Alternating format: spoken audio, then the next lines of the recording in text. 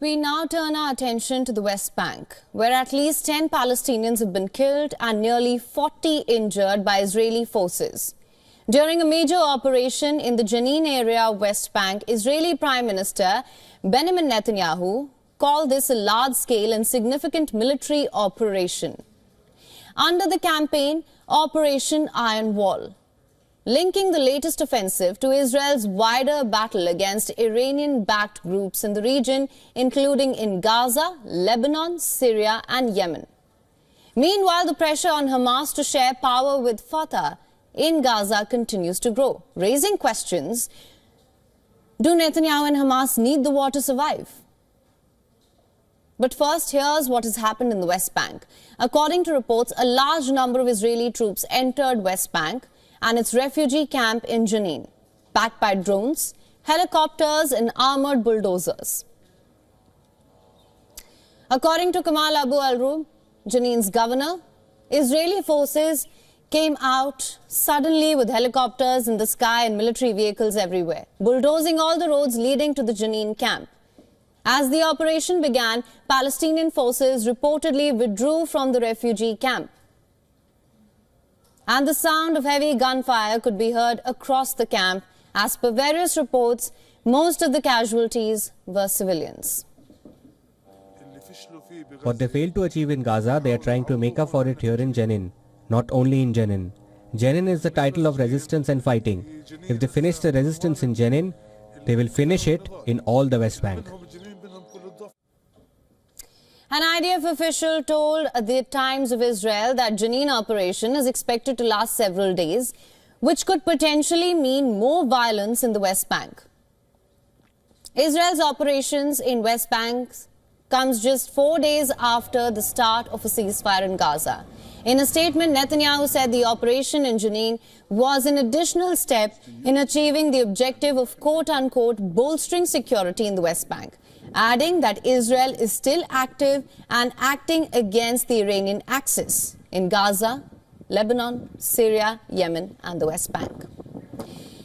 Netanyahu's point of being still active perhaps only reiterates that he needs war to stay in power.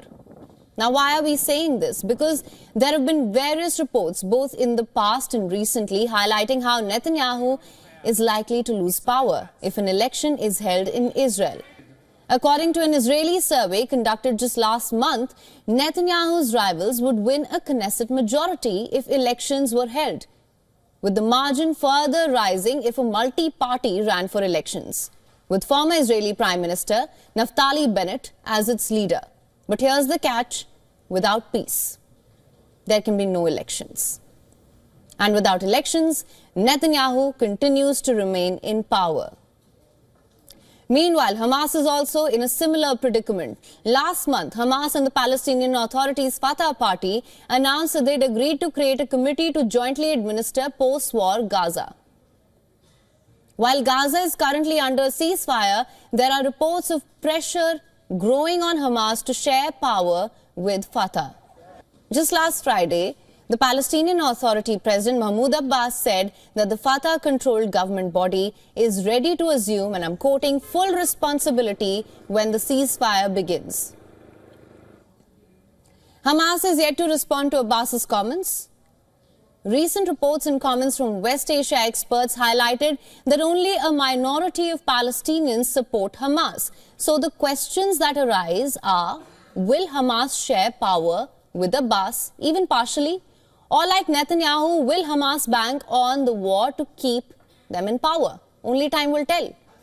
Meanwhile, in Tel Aviv, 4 people were stabbed and wounded by a man who was later shot dead.